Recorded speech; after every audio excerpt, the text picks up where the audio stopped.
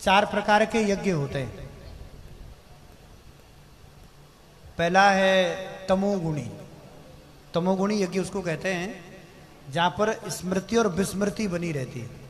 जैसे आपको लगा हमें भागवत पढ़नी है, घर में शुरू कर दी, अब 4 दिन तो बड़ी ईमानदारी से पढ़ी, 5वें दिन भूल गई, 6 दिन के बाद याद आया फिर शुरू कर दी।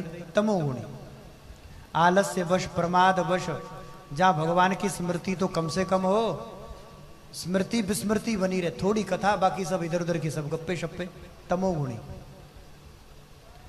7 दिन के विधान से यद्यपि तो भागवत पूरी होती नहीं है कथा, लेकिन मूल पाठ पूरा हो जाता है। मूल पाठ के सुनने में किसी की रुचि है नहीं, क्योंकि संस्कृत कोई पढ़ा नहीं है। अब 7 दिन में भागवत कथा, वो भी 4 घंटा, उसमें भी आरती भजन कीर्तन सबकी खचपच, तो बड़ा कठिन है। तो इसको रजोगुणी यज्ञ कहते हैं। 7 दिन की जो कथा है रजोगुणी है।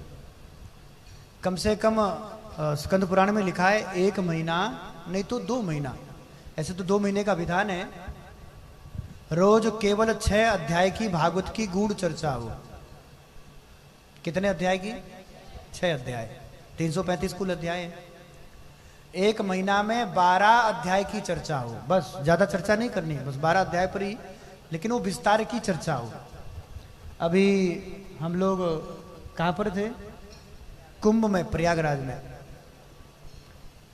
1 महीना, 2 महीना, 2 महीना हम प्रयाग में थे। आप लोगों को जानकर हैरानी है, हम लोगों ने 2 महीने की कथा लगातार की है। कितनी कितनी कथा हुई? प्रथम स्कंद से लेकर 9वें स्कंद तक। 2 महीने में ठाकुर जी का अवतार नहीं हुआ है। अब 2 महीने की कथा सुन लो प्रयाग वाली। 10वें स्कंद में हम गए ही नहीं है। अब 2 महीना कथा यहाँ होनी है वृंदावन में। वहाँ हमने 2 खंड है भागवत के। प्रथम खंड में 9 स्कंद है, और दूसरे खंड में 10वां, 11वां और 12वां स्कंद है। 10वें स्कंद के ही 90 अध्याय हैं।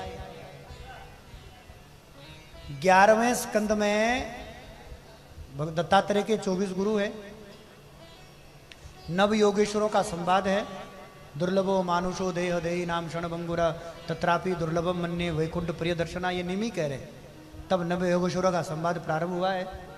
वहीं पर भगवान ने भागवत धर्म का निरूपण करते हुए उद्धव को भागवत धर्म का उपदेश दिया। उद्धव और मैत्री मुनि को अंतिम, ये 11 स्कंद ही है, इसको मोक्ष कहते हैं, विशुद्ध ज्ञान की चर्चा।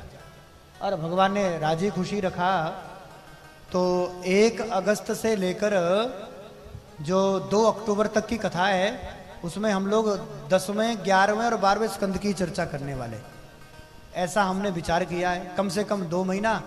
अब 2 महीने में भी कहाँ हुआ, 9 स्कंद ही हुए। ठाकुर जी का जन्म नहीं हुआ 2 महीना में, सोचो। अब तुम कहो 15 दिन में कुछ हो जाए तो बड़ा कठिन है।